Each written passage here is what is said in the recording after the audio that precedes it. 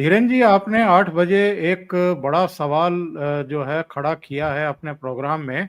ममता बनर्जी ने जो कहा है अमित शाह के बारे में, और अभी कुछ ही देर पहले भाऊ यही बात कर रहे थे कि मोदी जी ने जो डोमेस्टिक प्रॉब्लम्स हैं या जो घर को संभालने की जिम्मेदारी है, वो एक्चुअल में अमित शाह को सौंप दी है, राजनाथ सिंह को सौंप दी है। और बाहर का जो इंटरनेशनल मामला है वो एस जयशंकर और वो खुद संभाले हुए हैं। तो ममता बनर्जी इतनी बिलबिलाई हुई क्यों है? अमित शाह को इतनी गालियां क्यों निकाल रही हैं? दरअसल अगर उस बयान को देखें तो उन्होंने बयान में ही कारण बता दिया है। उन्होंने कहा कि ये आदमी जो है एसआईआर जो है इसका खेल है। वो अमित शाह के खेल को कह रही है कि एसआईआर इसका खेल है। और अब आप इसके खेल से जो है वो प्रधानमंत्री मोदी को ये मान नहीं कि प्रधानमंत्री मोदी शायद ज्यादा बेहतर रहेंगे, इससे तो बड़ा खेल है। क्योंकि आप ये देखिए जो 2019 में जो जीत हासिल हुई थी, अगर आप देखेंगे 2017-18 से कैलाश विजयवर्गीय को वहां भेजने वाले अमित शाह ने कैलाश विजयवर्गीय को भेजा क्योंकि उस वक्त जो बीजेपी की ताकत थी, ना वहां उनके पास फंड था, ना उनके पास कोई ताकत थी, ना बूथ थे। जनता जरूर दिख रही थी। राहुल बोस अध्यक्ष है, आपको भी याद नहीं होगा, बहुत सारे आम आदमी को याद नहीं होगा, वहां कौन जीत के आ गया उसका याद नहीं था। लेकिन वो जो बड़ी तैयारी थी वो वहां, और बीजेपी के अंदर ये कसक भी है क्योंकि श्यामा प्रसाद मुखर्जी का भाई होम स्टेट है, सब चीजें हैं, उसी से पार्टी आज भी नाम लेते हैं, और वहीं हम नहीं है। तो ये 2014-15 के बाद कैलाश विजयवर्गीय, चूंकि वहां शिवराज सिंह चौहान का सरदर्द भी थे, लेकिन पैसा इकट्ठा करने में बहुत बढ़िया आदमी है, तो उनको वहां भेजा गया। तो आप देखेंगे एक पूरा एक बूथ वाइज तैयारी की गई थी और वो अमित शाह को रिपोर्ट करते थे। पूरी तरह से वो तैयारी अमित शाह के इर्द गिर्द थी।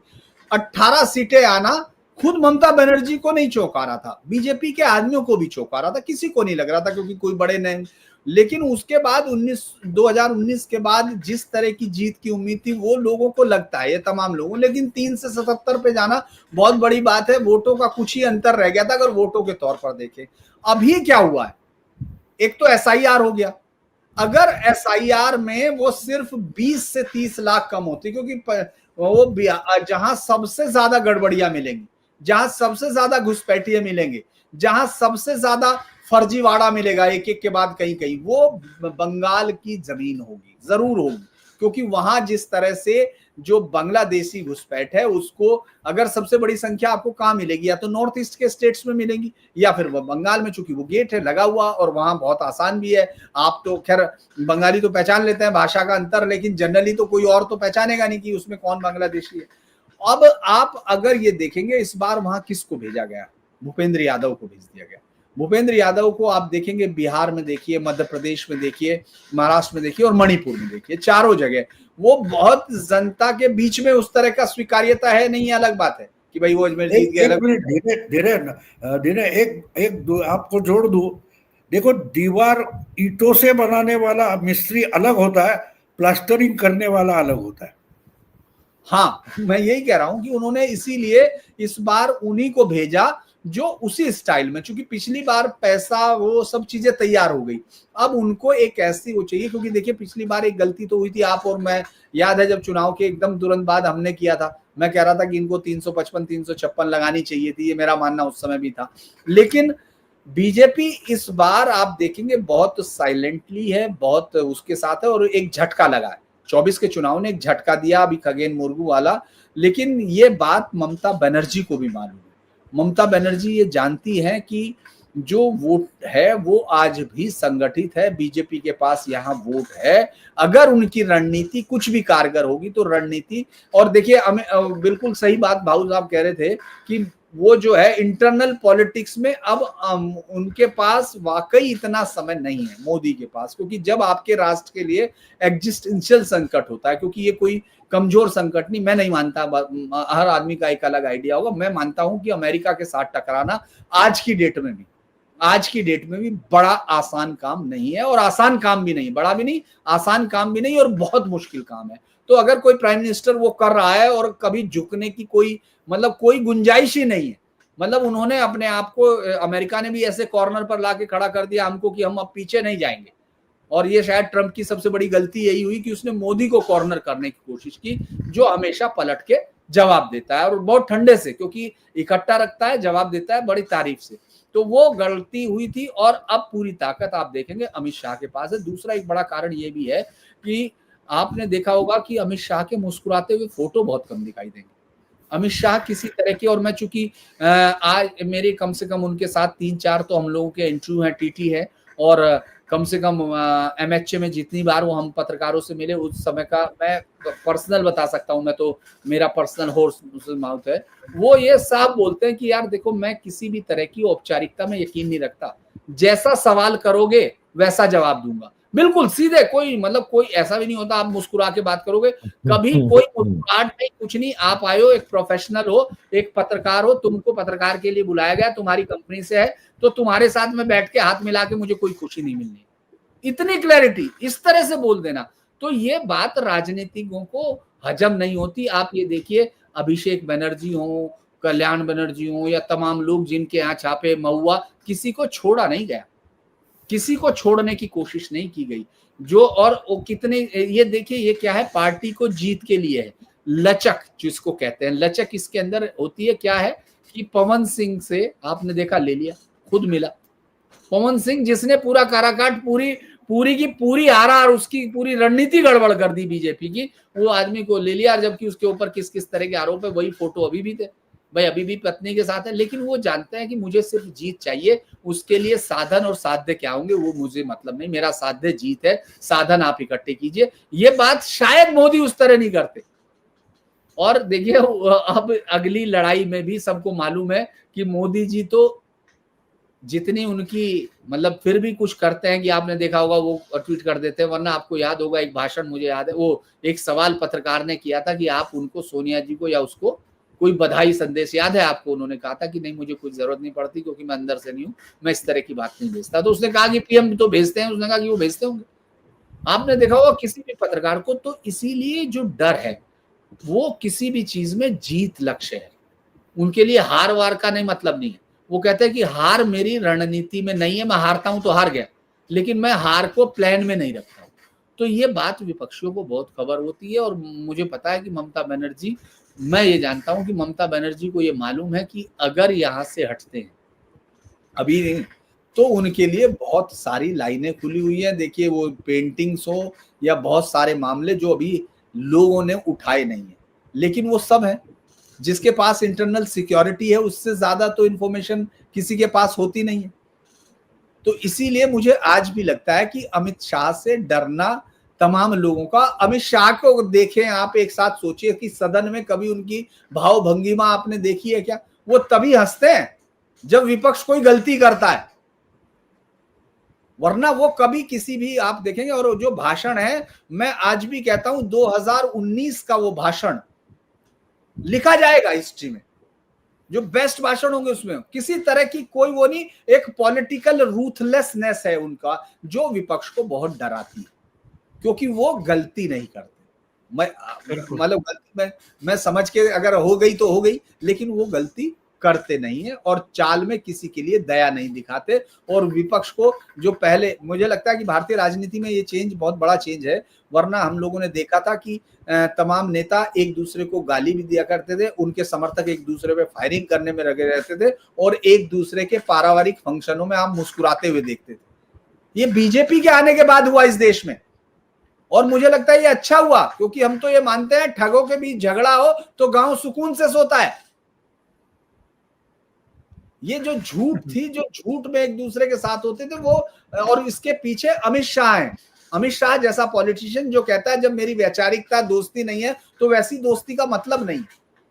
और अमित शाह ही, मैं एक उदाहरण के साथ बात खत्म करूंगा कि मैंने मेरे यहाँ भी दिया है, मैं उसमें भाऊ, मैं चूंकि 2002 से गुजरात जाता हूँ और 2-3 चुनाव मैंने बहुत कवर किए, और इस दौरान चूंकि इन्वेस्टिगेशन का रिपोर्टर था तो आईजी और तमाम एजेंसीज के साथ बड़ा मुझे मजा भी आता था। तो मैंने ऐसे ही कहा, और उस समय इस देश के तमाम यूट्यूबर, आपको याद होगा 2000 जो इससे पहला चुनाव था गुजरात का, 2022 वाला 23 वाला, उसमें क्या कर रहे थे आप सबके उस पर चले जाइए जिसमें लिखा हुआ अमित शाह और मोदी के बीच में ठनी, मोदी की नहीं सुन रहे अमित शाह, याद है ना आपको? लगा था, अभी भी पढ़े उनके ट्वीट पे। तो मैंने ऐसे ही एक अधिकारी से, जो उस जमाने का है जब इनको तड़ी पार जाना पड़ा था, जो कहा जाता है, ठीक है साहब, तो मैं ऐसे ही बात करने लगा, नाम तो नहीं ले सकते क्योंकि वो अधिकारी अपने भी दोस्त है उनके भी। तो उन्होंने मैंने कहा कि यार अब चूंकि दिल्ली में बैठते हैं तो हम लोगों को ग्राउंड से वो तो रहता ही, हमने कहा कि साहब इनके बीच में कुछ चल रहा है क्या? तो उसने कहा कि मैं सिर्फ एक बात कहूंगा कि एक मीटिंग में, चूंकि मैं वर्बेटम बता रहा हूं, मैंने अपने यहाँ भी इसलिए बोला है, तो उन्होंने कहा कि मैं एक मीटिंग में अगर मोदी अपनी जो टीम है उसके तमाम लोगों को इकट्ठा करे, देश के जो भी उनके पास है, और वो एक वर्ड बोले कि सामने उठ के दीवार में सर मारना है, तो कहने लगे बाकी सब इसको शायद समझने की कोशिश करेंगे, बिंब है, उपमा दी है, या कोई समझाएंगे अगला शब्द, कहने लगे एक आदमी उठेगा सीधा दीवार में टक्कर मारने लगेगा, दीवार टूटेगी, सर टूटेगा, या पीएम मोदी रोकेंगे, तीसरा कोई काम नहीं होगा, वो अमित शाह है, वो इंसुलेट करते हैं मोदी को। तो ये बात आपको समझने की जरूरत है कि वो हर इस्तेमाल कर सकते हैं, इसीलिए सबको मालूम है कि डरना कहां से है, डरना किससे है। इसीलिए अमित शाह को मीर जाफर बताते वक्त वो ये सोच नहीं रही थी कि वो मीर जाफर नहीं, वो मोदी जी की परछाई है। जी जी, एक दूसरे के लिए पूरक है वो, आप समझो, एक दूसरे दोनों को मालूम है कि एक दूसरे के सिवा अधूरे भी है, ये भी समझ लो। एक बात है कि देखो धनखड़ का मामला हो गया, मोदी उठकर 24 घंटों में विदेश निकल गए थे, कितना कॉन्फिडेंस है कि राजनाथ और अमित शाह निपट लेंगे, इतनी छोटी बात नहीं थी। एक संवैधानिक पद पर बैठे इंसान को हटाया गया था, वो कुछ झंझट करेगा, लेकिन मोदी जी को कितना विश्वास था कि अमित शाह और राजनाथ मिलकर निपट लेंगे, इससे पता चलता है। तो ये बाकी ठनी है वगैरह वगैरह, ठीक है, मिर्च मसाला लगाओ, ये इन लोगों को जो आपका खान मार्केट गैंग वगैरह इको सिस्टम में, वो मरे हुए घोड़े को हंटर मार मार कर उठाना चाहते। अब क्या करें, उनको कौन समझाए कि मरा हुआ घोड़ा है, वो उठेगा तक नहीं, लेकिन ये बोलते नहीं नहीं दौड़ेगा भी। घोड़ा या गधा भाऊ, 65 साल का हो या घोड़ा हो, मरा हुआ है तो उठकर खड़ा नहीं होगा ना, सबसे पहली बात हो। वो दौड़ेगा, रेस में चलेगा या बारात में जाएगा, वो बाद की बात है, लेकिन भाऊ साहब के सब बस एक जोड़ूंगा छोटी सी बातचीत, फिर आप अपना, जो आपने कहा ना एक सिक्के के दो पहलू हैं, वो इसलिए है क्योंकि आपको मैं बता दूं, वहां जो कोड लैंग्वेज चलता है, जो जब ये मुख्यमंत्री और वहां गृह मंत्री थे तो वो बोलते थे काली दाढ़ी या सफेद दाढ़ी, तो काली दाढ़ी सफेद ऑडियो क्लिप जो वायरल हुआ था, हाँ, किस पुलिस अफसर का, उसमें था ना वो काली दाढ़ी सफेद दाढ़ी, जो तहलका वालों ने या कोई ने किसी ने किया था ना। हाँ, तो ये चलता है। देखो इनके पास खबर नहीं होती तो ये ऐसे कहां से कुछ भी निकाल कर उसको तड़का दे देते कि देखो अभी अभी खबर आई है, तो शुरू हो जाता है। तो अभी इसमें ठनी उसमें ठनी, देखो एक बात है, मतगणना तक ये सब खबरें आती जाती है, और मैं हमेशा बोलता हूँ कि मोदी जी मानते हैं कि मुझे चुनाव की मतगणना के बाद जीतना है, उसके पहले जिसको जीतना है जीतो भाई। हमारे यहाँ 71 में जब पहली बार शिवसेना चुनाव लड़ रही थी लोकसभा का, तो मनोहर जोशी चुनाव में पहली बार उतरे थे लोकसभा के, और उनके खिलाफ इंदिरा गांधी के कांग्रेस के कैंडिडेट थे प्रोफेसर आर.डी. भंडारे। तो नया नया जो उत्साह ज्यादा होता है ना, तो 3 या 4 दिन पहले मनोहर जोशी का एक पोस्टर लगा कि मनोहर जोशी चुनकर आ गए, बड़े फॉन्ट में था, मनोहर जोशी निवडून आले, और नीचे छोटे अक्षरों में लिखा था ये बातें मतगणना के दिन सुननी है, पढ़नी है, तो शिवसेना को वोट दो। लेकिन वो छोटा था, नजर में क्या आता था, मनोहर जोशी चुनकर आ गए। तो आर.डी. भंडारे ने लास्ट 3 दिन यही प्रचार किया था कि भाई वो तो चुनकर आए, उनको आपके वोट की जरूरत नहीं है, मैंने अभी चुनकर नहीं आया हूं, तो जो उनको वोट देना चाहते वो भी मुझे दे दे, नहीं तो आपका वोट तो फालतू जाएगा। तो ये सब लोग जो, और असलियत में क्या बात है, बेचारी कांग्रेस पार्टी चुनाव में है कहाँ? चुनाव तो ये आपकी इकोसिस्टम लड़ रही है, कांग्रेस क्या बोलते हैं उसको, लुटियंस गैंग लड़ रही है। कांग्रेस चुनाव में कहा है?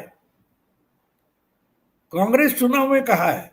इनकी हालत बिल्कुल पाकिस्तानी क्रिकेट फैंस जो है ना, इनके जैसी हो गई। आखिरी 3 ओवर 2 ओवर तक लड़ते रहते और बाद में बोलते अरे यार क्या हो गया। ये सब कांग्रेस के समर्थक लोग है ना, उनकी वही फिर हमारे वानखेड़े आ जाते हैं कि कांग्रेस ने स्लीपर सेल है। शायद मुझे लगता है कि मोदी जी ने और कौन अश्विनी वैष्णव, उन्होंने वंदे भारत बनाने के बाद जो पुराने गाड़ी के स्लीपर डिब्बे थे वो वानखेड़े के पास भेज दिए, वो कांग्रेस को जोड़ते रहते। चलिए वीरेंद्र जी, आखिरी टिप्पणी आपकी चाहूंगा। ये पहलगाम के बाद जो साफ सफाई का अभियान अमित शाह के नेतृत्व में इस देश में चल रहा है, और देखिए आतंकवाद को लगभग मिनिमाइज कर दिया गया है, आतंकवाद की कमर तोड़ दी गई है। पाकिस्तान में 9 ठिकाने ध्वस्त किए गए, जिनमें जैश, लश्कर, हिजबुल के हेडक्वार्टर। और पाकिस्तान चाहे जो बकवास करे, इसके डिफेंस मिनिस्टर और विदेश मंत्री सबकी पेंटें गीली हुई पड़ी हैं। उनकी समझ में नहीं आ रहा है कि इस स्थिति से हम बचेंगे कैसे, उभरेंगे कैसे। और देश के भीतर भी नक्सलवाद खत्म करने के लिए उन्होंने डेडलाइन तय कर दी है। इसके अलावा जो मतदाता सूची में घुसे हुए थे, वो घुसपैठिए किसी भी तरह के हो सकते हैं, उनकी साफ सफाई का काम चल रहा है, जिसमें ममता बनर्जी बिलबिलाई हुई है, उसको एनआरसी बता रही है, एसआईआर को एनआरसी बता रही हैं। तो अमित शाह का रोल इस समय बहुत निर्णायक होने वाला है। और याद रखें, अगर हमें 2047 तक इस देश को विकसित भारत की श्रेणी में लेकर के आना है, विकसित देशों की पांच में ले जाकर खड़ा करना है, तो ये जिस तरह की बाधाएं हैं, आतंकवाद, नक्सलवाद, अलगाववाद, घुसपैठ, ये इन सब से तो निपटना पड़ेगा ना। देखिए, प्राइम मिनिस्टर ने क्या कहा, अमित शाह ने क्या कहा, यदि उसको हम दोहराएंगे तो आपत्ति करने वालों को मौका मिल जाएगा कि हम उनके शब्द आडंबर, शब्द जाल, उनके रेटरिक और जार्गन को हम आगे बढ़ा रहे हैं और हम इंडिपेंडेंट जर्नलिस्ट नहीं है। तो हम ये विकसित भारत, हम इसमें जो प्राइम मिनिस्टर की भाषा के जो अनाउंसमेंट है उस पर हम नहीं पढ़ते। मोटी बात यह है, प्राइम मिनिस्टर मोदी पहले दिन से इस देश की डिफॉल्ट सेटिंग को बदलने में लगे हैं। वो बदल भी गई है, इसीलिए हर तरफ बेचैनी है। तो अमित शाह या भारत सरकार की, प्राइम मिनिस्टर मोदी किस नीति पे चल रहे हैं, वो ज्यादा महत्वपूर्ण है इंस्टेड ऑफ द इंडिविजुअल। तो जो आतंकवाद का जो इकोसिस्टम की जो डिफॉल्ट सेटिंग है वही बदल रही है। जिस तरीके से 26/11 में आतंकवाद को एक भारत में एक नॉर्मल एक्टिविटी के रूप में मान लिया गया, और जिस तरीके से पीएम ने कल बंबई में कहा, और फिर और जो उसके पहले पी चिदम्बरम का बयान आया, ठीक है, हो गया है घटना, तो ये अब नहीं होगा। आज जो है पहली बार ऐसा हो रहा है 60 सालों में कि नक्सलाइट भारत सरकार से वार्ता का प्रस्ताव रख रहे हैं। तो अब ये और आतंकवाद को लेकर के डिफॉल्ट सेटिंग को बदलने का सबसे बड़ा जो हथियार सामने आ चुका है 4 महीने पहले, उसका नाम है ऑपरेशन सिंदूर। और अभी chief of the army staff ने कहा है, जनरल उपेंद्र द्विवेदी ने, पाकिस्तान का भूगोल बदल जाएगा। तो मैं आज ये कहता हूं कि ऑपरेशन सिंदूर पार्ट 2 जब होगा, वो वास्तव में भूगोल बदलेगा, भारत का भाग्योदय होगा, और जो कुछ भाऊ अब तक बोल चुके हैं उसका एंड रिजल्ट आपको ऑपरेशन सिंदूर पार्ट 2 के बाद दिखाई पड़ेगा। दुनिया मान लेगी कि खाली दुनिया ही मल्टीपोलर नहीं है, एशिया भी मल्टीपोलर है, और उसका एक बहुत बड़ा पोल है भारत। और ये भारत के बारे में कहा जाता है, ये स्विंग स्टेट है। ये जिसकी तरफ हो जाएगा उसका पलड़ा भारी हो जाएगा।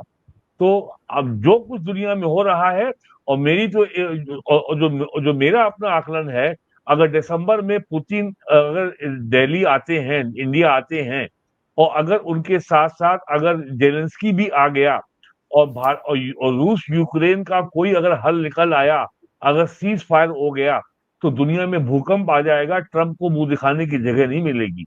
तो ये सब जो काम हो रहा है, लोग केवल देखते हैं टीवी पे किसने क्या बयान दिया, लेकिन जो उसकी पृष्ठभूमि है, उसके पीछे जो सोच है, उसके पीछे जो दीर्घकालिक जो उद्देश्य है, जो लॉन्ग टर्म ऑब्जेक्टिव है, इसके ऊपर किसी का ध्यान नहीं जाता, जिसका अभी खुलासा भाऊ ने अपनी बातों में किया कि मुंबई में क्या हो रहा है, क्यों हो रहा है, और ये ब्रिटिश पीएम क्यों आया है, अगला कौन आएगा, उसके बाद कौन आएगा, ये बातें चल रही हैं।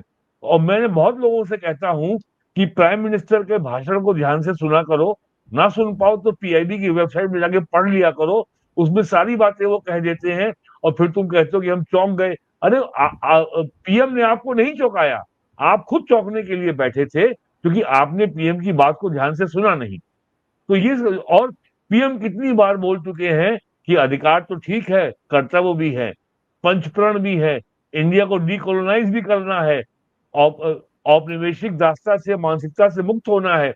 ये बात वो इतनी बार कह चुके हैं, लेकिन लोगों की स्मृति में ये बात नहीं है। तो धीमे धीमे सब चीजें सामने आ रही हैं, तो लोगों को परेशानी हो रही है। बहुत बहुत धन्यवाद, और खास तौर से भाऊ आपका धन्यवाद। बहुत शॉर्ट नोटिस पर आप जुड़े और बहुत महत्वपूर्ण सूचनाएं और विचार साझा किए। धीरेन्द्र जी आपका भी, और वीरेंद्र जी आपका भी। जाते जाते एक आपको सबको सूचना दे रहा हूँ कि राहुल गांधी पर हम हमेशा चर्चा करते हैं, इधर गए उधर गए, अरे वापस तो लौटते हैं। मुझे एक बताइए, बिलावल कहाँ गायब हो गया? 3 महीने से नहीं दिखाई दे रहा है, जरा ढूंढ निकालिए।